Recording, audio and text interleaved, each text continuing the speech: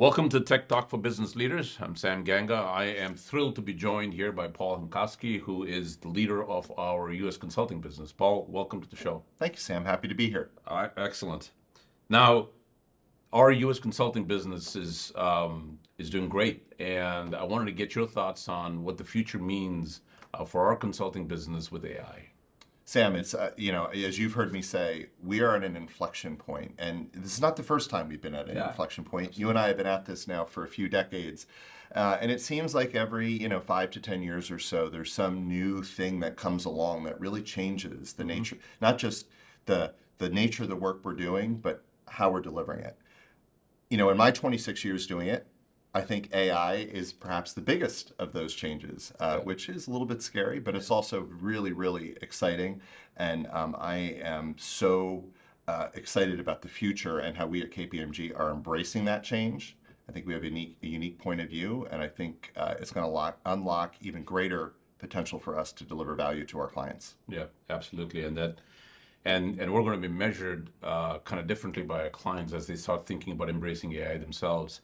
We're in the people business. We're in the performance business. We spent the last 2.5 days talking about how we continue to build a high-performance culture. What does this mean for our people, all the way from an associate to a partner? How do we think about equipping them, training them, thinking about solving for our clients' problems differently? That's another great question, Sam. And, I've read some stories in the media, so I'm sure you have, about, the death of consulting and consulting no longer needing people. And I read that and I just shake my head. We have some colleagues that have been at this a little longer than us. They talk about how when the personal computer came out, it was going to mean the end of consultants, the end of auditors, all of that kind of stuff. The last time I checked, that was about 40 years ago, and the professions of auditing and consulting are still here.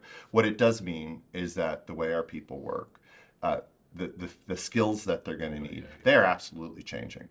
And when I go onto college campuses and I talk to students that are considering a career in consulting, I've always told them, you need to be prepared to reinvent yourself about every 5 to 7 years.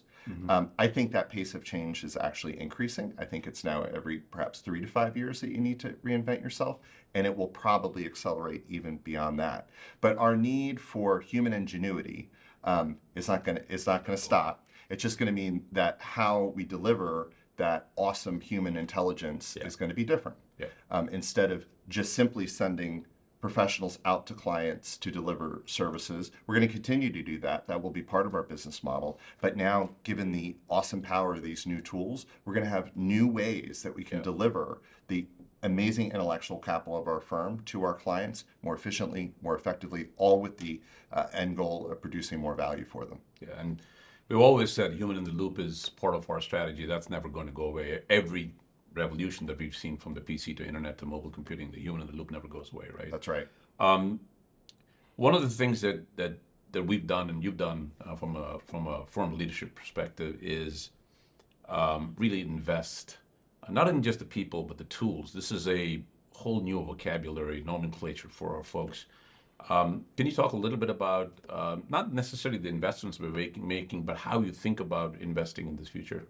Tools are the foundational components, right? But I think that there is a risk that the industry can over-index on tools and tooling, and tools for the sake of tools provide no value. What I'm really excited about with the approach that we're taking at KPMG is, yes, we are top of the industry in terms of putting the tools in our people's hands, providing them the training and the opportunities to experiment with them.